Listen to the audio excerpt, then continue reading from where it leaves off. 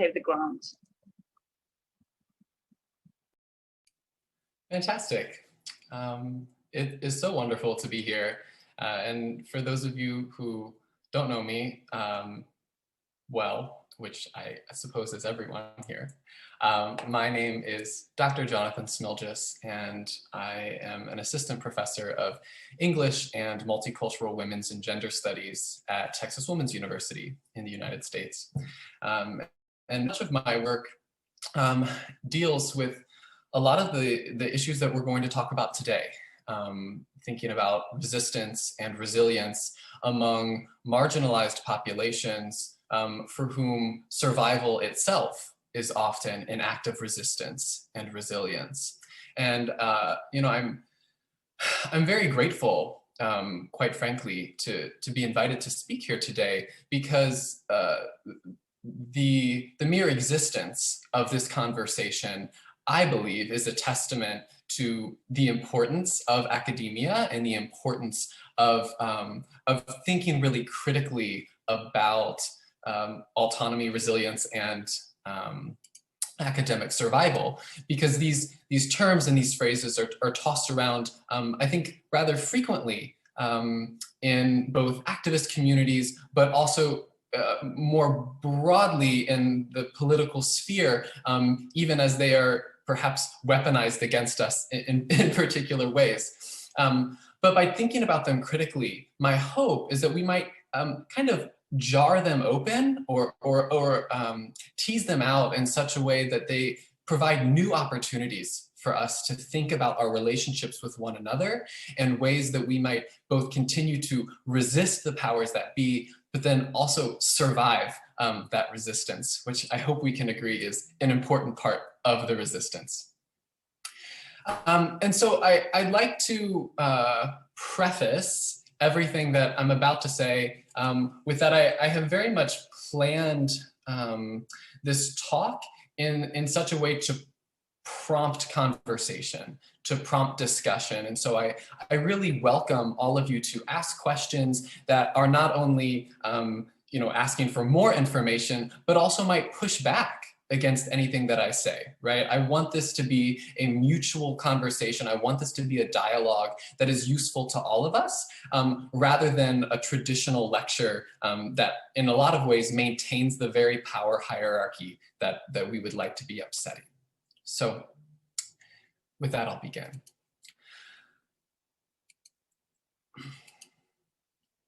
So when Maya initially asked me to give this talk, she suggested that the theme be maintaining autonomy in academia.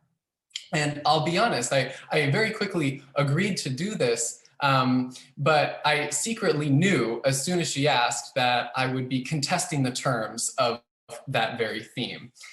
Because I think the word autonomy carries a lot of problems with it, especially for those of us who often have to struggle in order to feel autonomous, which in a lot of ways it kind of defeats the purpose of autonomy, right? Autonomy, we like to believe, is this kind of independence, this kind of freedom or safety to be oneself, that if you have to fight to get it, perhaps really isn't yours, right? If it's contingent on your struggle, then it certainly doesn't feel as though it's ever complete, it's ever secure.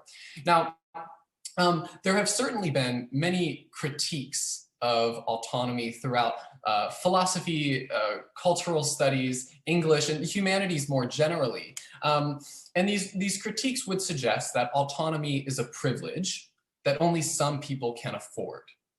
And the suggestion has often been that if we can redistribute autonomy, if we can promote autonomy, then perhaps the world would be a better place. And we see this kind of logic appear quite often in like civil rights discourse, right? If we can secure rights for people, then perhaps we can promote autonomy for various communities. Now, I have to admit that I'm very suspicious of this argument, as are many queer scholars, feminist scholars, disability scholars, because to me, autonomy is something of a lie that's told to us by liberalism. And this lie would suggest that some people are autonomous, and these are the most privileged, the most powerful, while others are not autonomous. However, this logic seems to ignore the fact that all people, no matter how privileged you are, no matter how allegedly autonomous, you nevertheless rely on others to grow your food, or to sew your clothes, to perform various forms of domestic labor, right? So regardless of how independent a person conceives of themselves, they nevertheless are in many ways entirely dependent. And so I would like to suggest that autonomy is something of a mirage that covers over the fact some people's labor is valued and some people's labor is not valued. Those folks who we might perceive as autonomous, their value is, or their labor is valued, whereas all of those folks on whom these autonomous people depend, their labor is invisibilized or devalued or made to seem as though its only purpose is to serve the autonomy of those people whose labor is valued. Now, that all said, there's certainly nothing wrong with wanting safety and security. And I think this is especially the case in academia when much of our work is deeply personal, right? For those of us who are in the humanities, who are working in philosophy or an adjacent discipline, so much of what we do not only carries, intellectual interest or intellectual value, but also has material effects on communities, many of, or oftentimes communities that we are a part of. And so there's certainly nothing wrong with saying, well, I would like, whatever we want to call it, autonomy or something else, I would like something that gives me the safety and security to do this work without threat of violence, or to be in community with people like me without the threat of violence. Now, perhaps I will again suggest that in order to secure that kind of safety or security, we can pivot our attention away from autonomy and turn instead to what we might call interdependency, which of course is something that feminist philosophers have been talking about for quite some time. And my understanding of interdependency is informed by not only feminist philosophers, but also queer scholars, trans scholars, and disability scholars and activists, who all suggest that interdependency, that sense of being in community and acknowledging the ways all of us contribute to one another's existence or ability to exist, is what makes us most authentic. Right? The way that so long as we are acknowledging our reliance on one another, our relations with one another, it allows us to be more honest about who we are as individuals. And so it's really only by establishing networks of care and trust, what we might call interdependence, that we can articulate versions of ourselves that feel real and that are honest, I suppose you could say.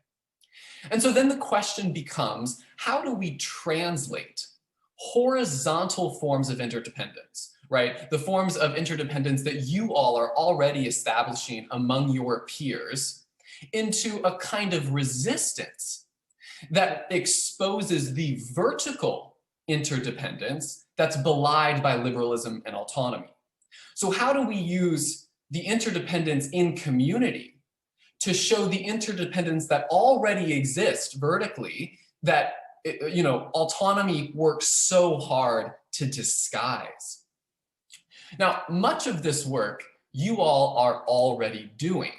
Now, by holding the powers that be, whether that be the university administration or government officials, accountable for your actions, and you all are already doing this in a number of ways, you are exercising horizontal interdependence and claiming your right to authenticity.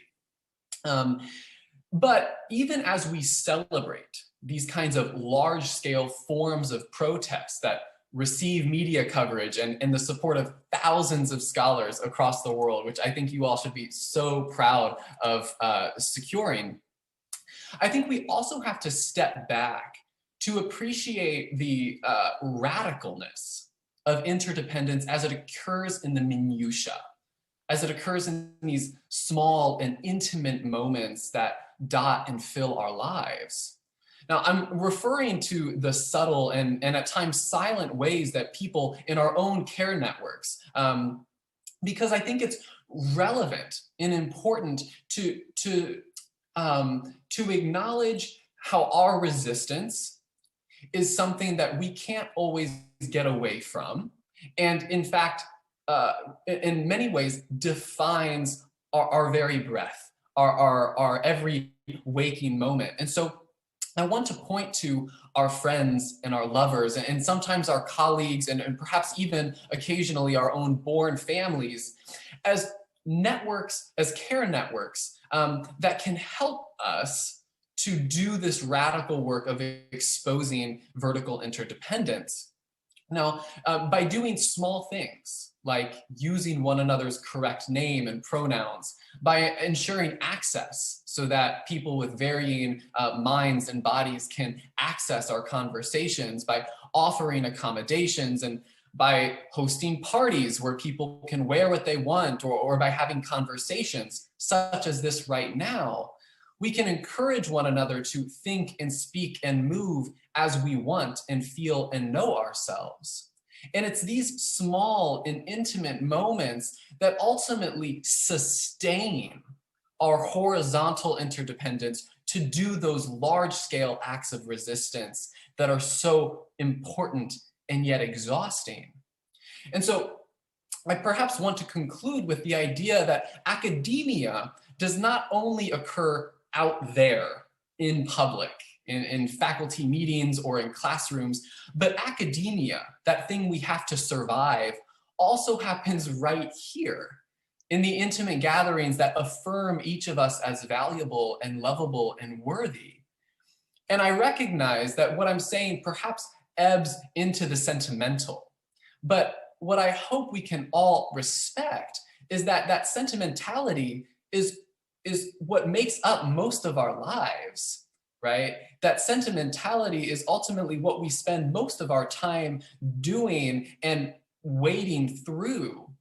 And so what I hope perhaps we can turn our conversation to, even as I welcome whatever questions you all have lined up, is to think about the act of translation from these care networks, from these intimate moments, from this minutiae, into those forms of radical acts of resistance that receive the kind of media coverage or the kind of public support that we need in order to affect what might feel like valuable material change, right? Because it's in that act of translation that things can get so difficult, right? So with that, I will stop because I want to hear from you, but I appreciate you all listening to me so far.